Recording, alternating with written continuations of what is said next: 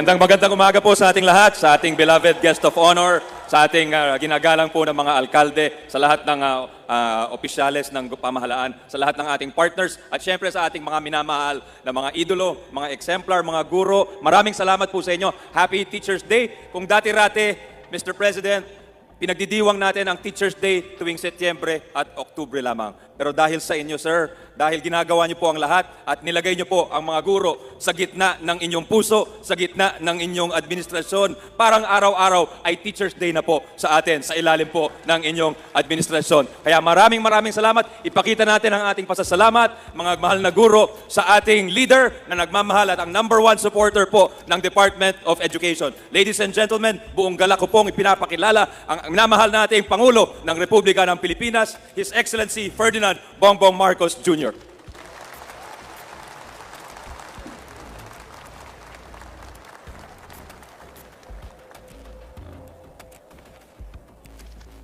Maraming salamat sa ating kalihim ng Dep-Ed, Secretary Sonny Angara. Please, magsiupo po tayo. Babatiin ko lang ang ating mga host, ang ating Lone District Representative ng Pasay City, Congressman Antonino Calixto, at yung ibang mga miyembro ng House of Representatives na nandito, ang Chairman of the Metro Manila League of Mayors, San Juan City Mayor Francis Zamora, and our often perpetual host, Mayor Emmy Calixto Lubiano of Pasay City. At palagay ko yung program ninyo nagkakamali dahil nakalagay doon akong guest of honor. Hindi po akong guest of honor dito. Ang guest of honor dito, kayong mga guro na nagsasakripisyo araw-araw. At kayo na tinitiyak na ang kinabukasan, hindi lamang ng ating mga kabataan, kundi ang ating bansa, ay magiging mas maliwanag, mas maganda sa darating na panahon. Ang ating mga hardworking teachers from Regions 1, 2, 3, 4, 5, and CAR na nandito ngayon. National Teachers Day. Happy National Teachers Day to you all. Our partners in the private sector, other distinguished guests, ladies and gentlemen, good day to you all. In every classroom across the Philippines, from the busiest city to the furthest, most isolated barrio, teachers impart far more than just knowledge. You shape lives. You mold values. And in return, you learn patience, courage, and hope from the very children that you guide. The truth is not distant to me. My wife, First Lady Lisa, has been teaching in law school for more than 2 decades now.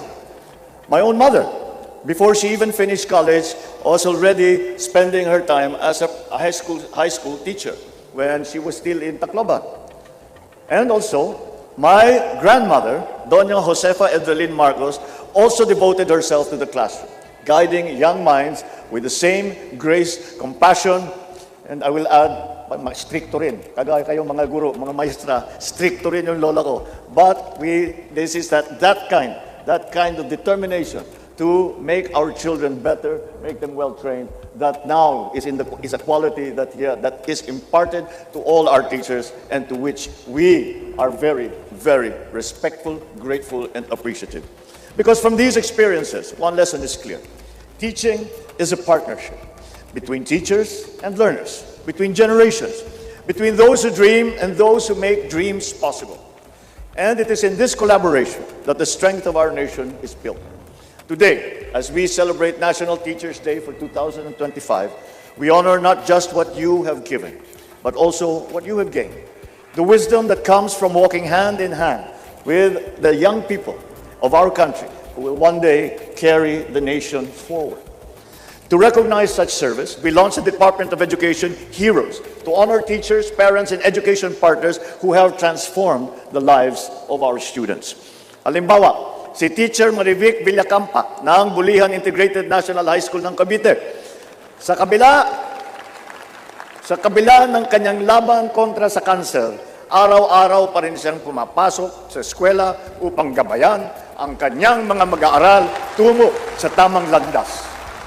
Gayon din, si Teacher Mary Jane Riodica ng Laguna sa kanyang inilunsad na Louisiana Alternative Livelihood and Advancement Project, nagsasagawa siya ng training sa baking, meat processing, paghahabi ng pandan, paggawa ng kandila, computer literacy, at iba pang maaaring mga kabuhayan. Saan ba yung ating mga teacher heroes? Where are they?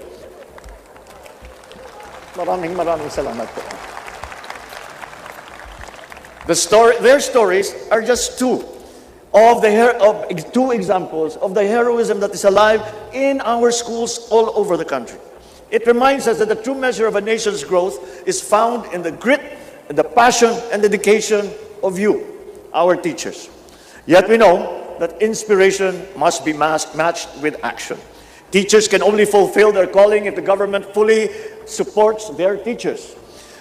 That is why we signed the Kabalikat sa Pagtuturo Act, granting a tax-free teaching allowance for public school teachers.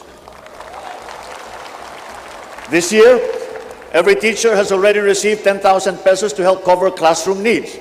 We also issued Dep-Ed order number 005 to ensure fair teaching loads. We cannot overload our teachers if they are to do the best job possible. And that is why if you exceed 6 hours of classroom instruction in a day, you will be compensated accordingly. And today, on World Teachers Day, we also provide a 1,000 peso incentive for every public school teacher. A little reminder man lang, kaunting lang paalala that we recognize your efforts and your sacrifices, and they have not gone unrecognized. But beyond allowances, we have also partnered with Bangko Sentral ng Pilipinas to launch the e-Learning Academy on personal finance and economics, empowering teachers to become financially literate citizens. We have also reduced the paperwork of our teachers by 57%. From dozens of forms, only 5 remain that teachers must regularly accomplish, so you can focus less on bureaucracy and more on what you do best, teaching. And through Republic Act number 12288, or the Career Progression System for Public School Teachers and School Leaders Act, we opened wider and clearer career pathways for our teachers. Simple lang ang ibig sabihin nito. Wala nang public school teacher na magre-retire na teacher 1. Hindi na natin papayagan na mangyari ulit yun.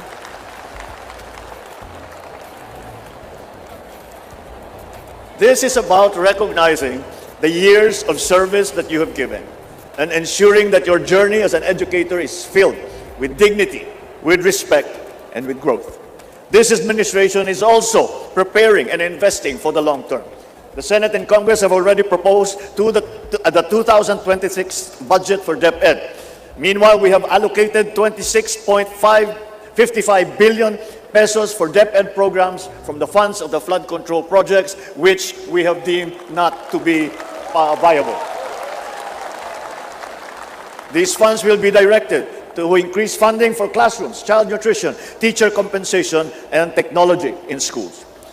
Because we believe that education is the best investment that any nation can make in its people.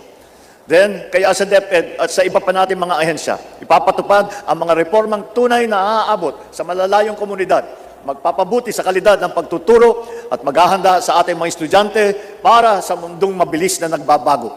At sa ating mga guro, ang tunay na tagumpay ng edukasyon ay hindi lamang sa talino ng ating mga kabataan, kundi pati sa kanilang kabutihan at panindigan. Dahil ang katalinuhan na walang integridad ay walang saysay. Ngunit ang kabutihan at karunungan, yan ang magtataguyod ng ating bagong Pilipinas. Ladies and gentlemen, you here are the guiding hands, and in your hands, our nation's progress is held.